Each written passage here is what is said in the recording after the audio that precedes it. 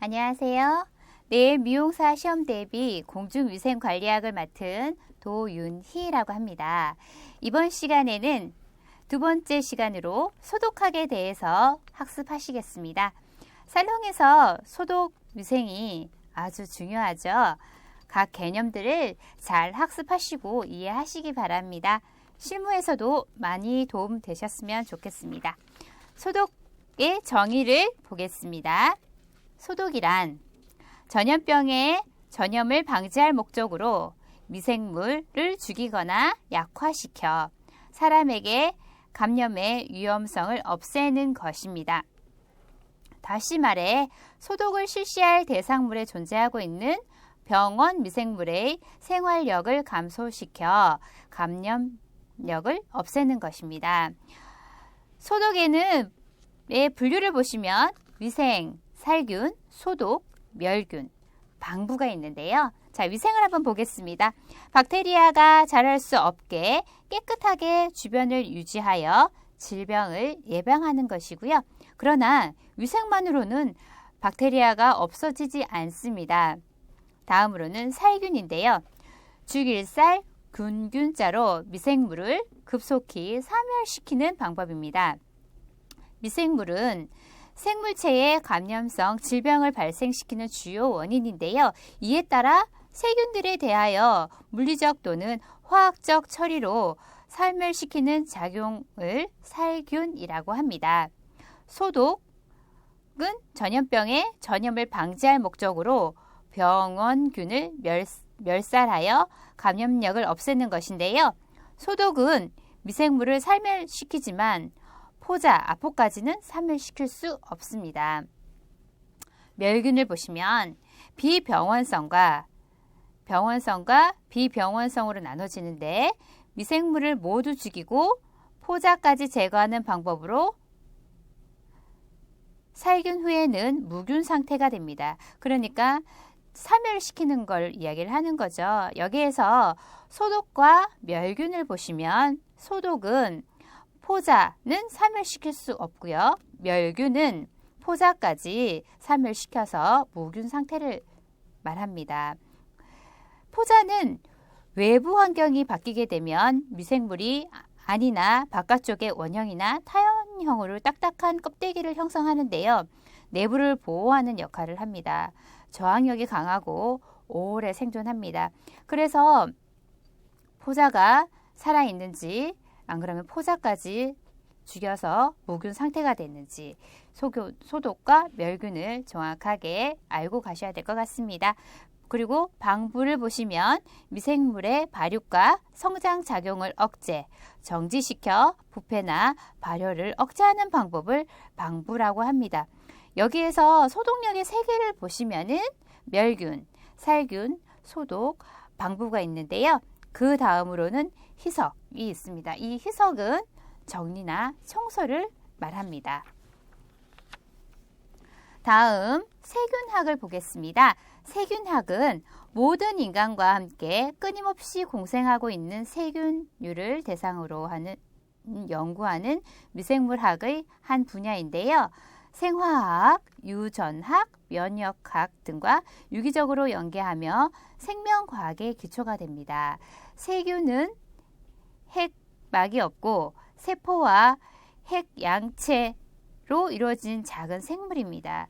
여기에서 이제 분류를 보시면은 의학 미생물학, 위생 미생물학, 낙농 미생물학, 토양 미생물학, 공업 미생물학 등이 있습니다.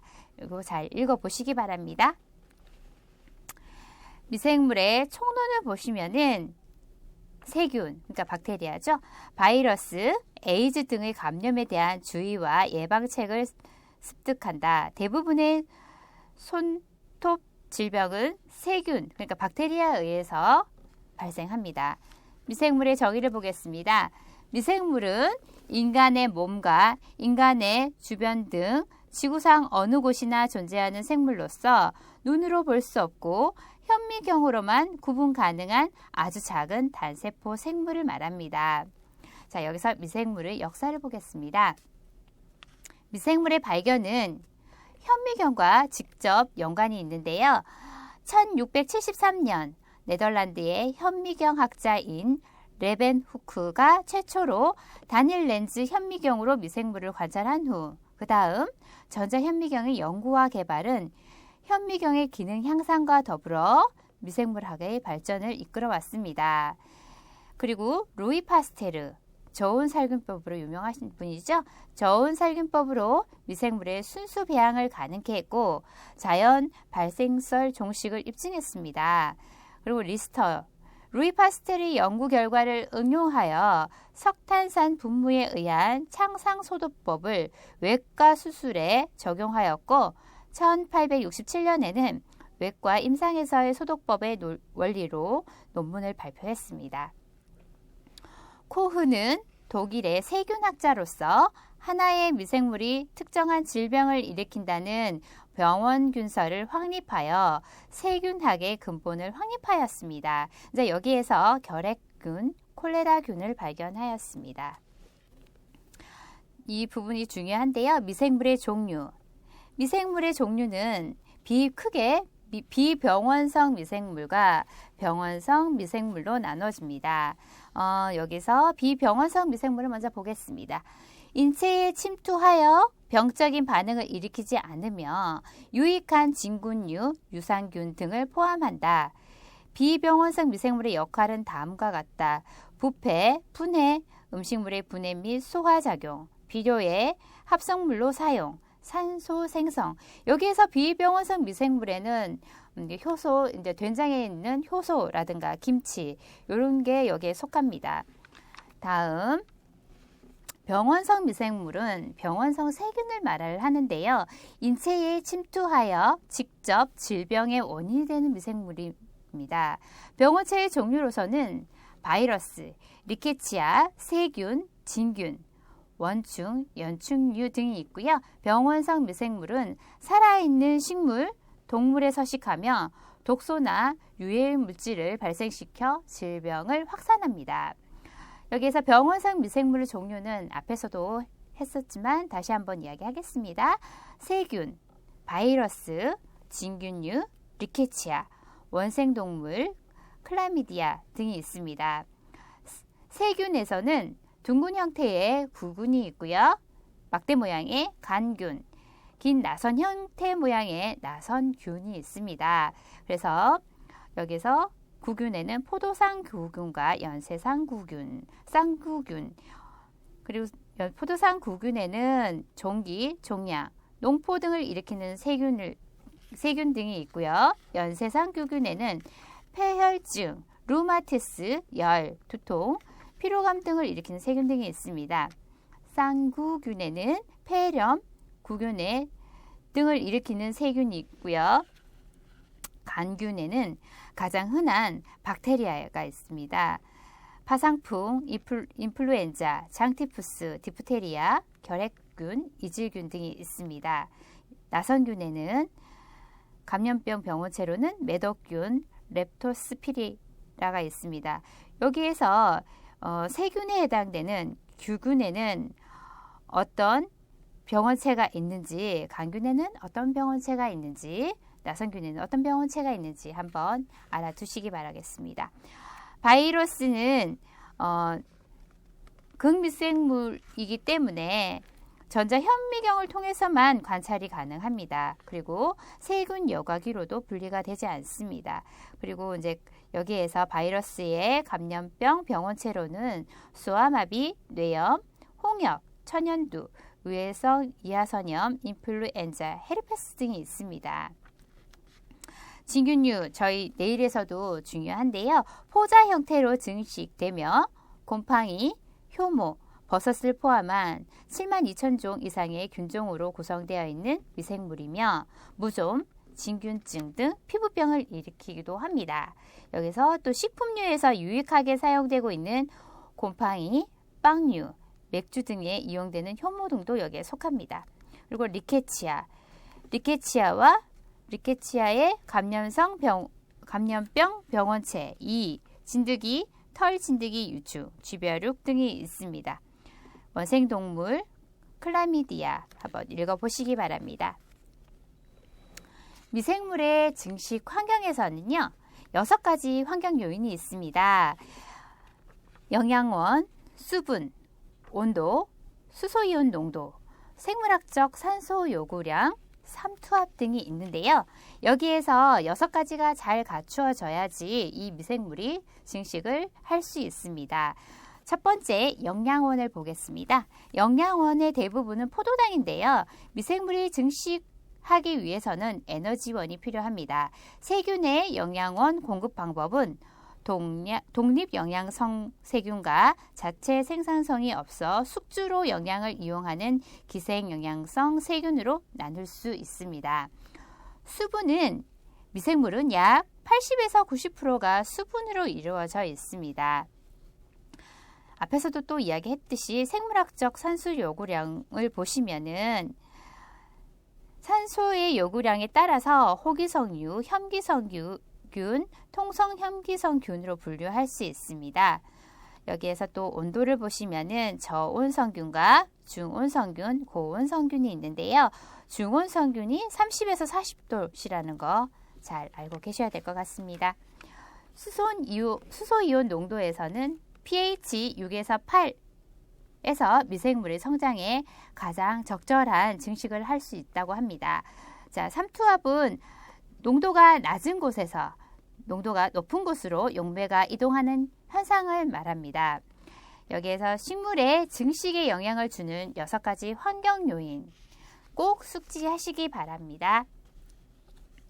다음은 소독의 방법을 보겠습니다.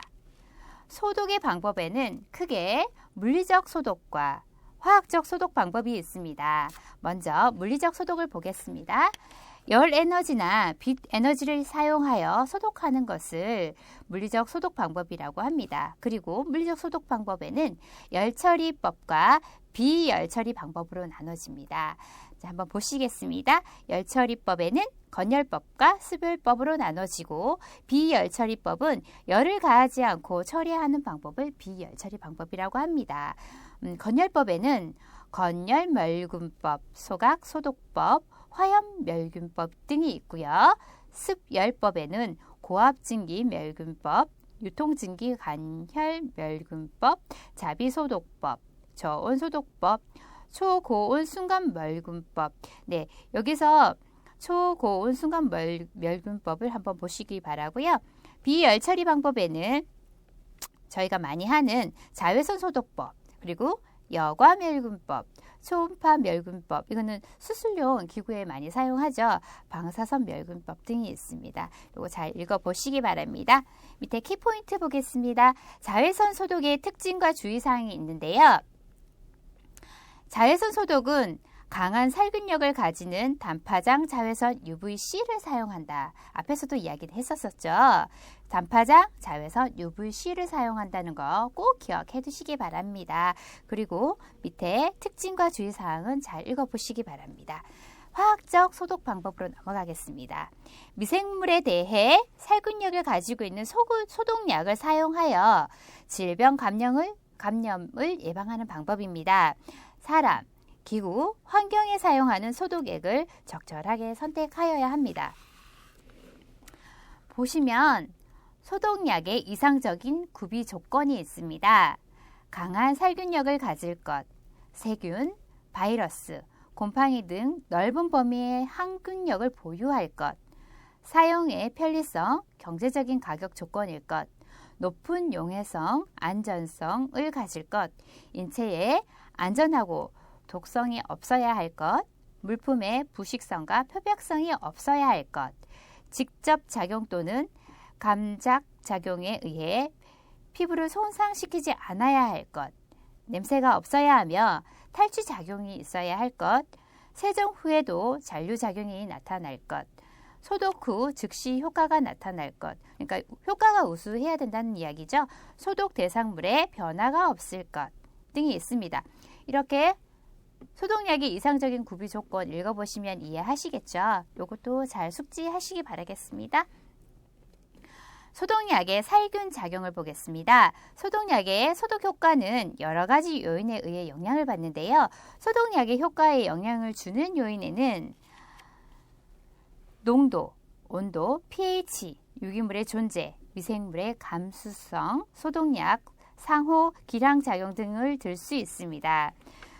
저희가 소독약으로 쓸 수 있는 것들은 뭐 석탄산, 알코올, 크레졸, 과산화수소, 승홍, 역성비누, 염소제, 머크로크룸, 포르말린 등이 있는데요. 여기서 사용 농도, 특징이 중요합니다. 여기서 석탄산을 먼저 보겠습니다. 1에서 3%의 수용액, 손소독할 때는 2%로 사용을 해야 되고요. 여기에서 석탄산 특징을 보시면 소독력의 살균 지표가 됩니다. 석탄산이 소독력의 살균 지표로 된다는 거 꼭 숙지하셔야 될 것 같습니다. 사용 범위가 넓고 고온에서 소독력이 증가하고 피부 점막의 자극성을 띠고 금속의 부식성이 있습니다. 이 석탄산은 뒤쪽에 보시면 또 나오지만 석탄산 개수를 구하는 문제들이 나옵니다. 석탄산은 살균력의 지표이며 살균력을 비교하기 위해서 쓰여져 있고요. 석탄산의 개수가 높을수록 살균력이 높습니다. 계산 문제이긴 하지만 어렵지 않거든요. 석탄 개수가 의미하는 것, 구하는 방법을 잘 알아놓으시기 바라겠습니다. 그리고 알코올은 에탄올이 70%라는 거, 사용 농도를 꼭 숙지하셔야 되는데 알코올은 에탄올 70%고 크레졸 같은 경우는 수용액 3%, 손소독은 2%여야 됩니다. 과산화수소는 수용액의 3%입니다. 역성비누는 살균 목적으로 사용하는 비누인데요. 무독, 무미, 무해, 무자극성, 양이온 계면 활성제를 사용하고 있고요. 일반적인 비누와 사용하면 세정력이 떨어집니다. 여기에서 각 소독약의 사용 농도, 특징 꼭 알아놓으시기 바라겠습니다. 다음은 분야별 위생소독입니다. 네일 미용실의 실내 위생소독 꼭 읽어보시기 바랍니다. 문제에 자주 출제되는 부분인데요. 네일 미용실의 바닥, 고객 대기실, 네일 테이블 등 먼지를 없애주고 자주 환기해준다. 환기에 주의하여 고객과 네일 미용사의 호흡기 질환을 예방한다. 시술 후 네일 테이블에 네일 재료 및 네일 화장품이 묻었을 경우 즉시 청소한다. 그냥 두시면 안 되고 바로바로 청소하셔야 됩니다. 뚜껑이 있는 쓰레기통을 준비하고 수시로 비워준다. 뚜껑이 있는 쓰레기통을 준비해서 가끔 비워준다. 이렇게 하면 틀리게 되겠죠. 수시로 비워준다가 정답입니다. 자외선 소독기, UV 램프 기기, 파라핀 워머 기기, 네일 드릴, 폴리시 드라이어, 온장고, 각탕기 등 기기들을 청결하게 닦아둔다. 제품을 담아두는 제품 트레이와 네일 파일통 등을 수시로 닦아준다. 사용한 후의 제품은 뚜껑을 잘 닫아둔다. 모든 제품들은 뚜껑이 있어야 합니다. 솜통은 먼지가 달라붙지 않도록 뚜껑 있는 것을 사용한다. 냉난방기, 냉온수기의 청결 상태를 유지한다. 그리고 네일 미용 도구의 위생소독입니다. 네일 니퍼, 네일 푸셔는 알코올로 깨끗하게 닦은 후 자외선 소독기에 소독을 하고요. 네일 파일류는 일회용을 사용하고 워셔블 파일인 경우에는 물로 닦아준 후 알코올로 소독한다. 되어 있죠. 네일 파일류는 일회용이기 때문에 한번 사용하시고 버려주셔야 됩니다. 네일 비트 알코올에 담가 소독한다. 수건은 중성세제로 세탁한 후 일광에 말린다. 자비 소독한다. 발관리용 수건 중성세제로 세탁한 후 일광에 말린다. 자비 소독합니다. 네일 브러쉬도 물로 닦아준 후 알코올에 소독합니다.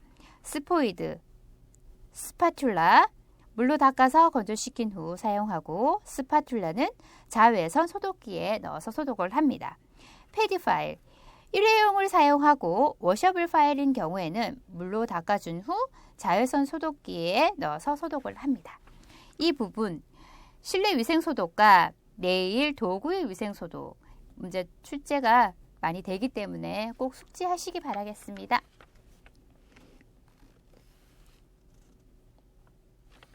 키포인트 보시겠습니다. 미용기구의 소독. 소독을 한 기구와 소독을 하지 않은 기구로 분리하여 보관하고, 면도기는 일회용 면도날을 사용하되 손님 한 명에 하나여 사용한다. 이 부분은 공중위생관리법규에 나와 있는 것이므로 꼭 숙지해 주시기 바랍니다. 이 부분은 뒤에서도 다시 한번 더 언급을 하겠습니다. 여기까지 소독학에 대해서 학습하셨습니다. 위생 소독은 내일 미용과 뗄 수 없는 과목입니다. 잘 숙지하셔서 평소에도 잘 지켜주시기 바랍니다. 지금까지 경청해 주셔서 감사합니다.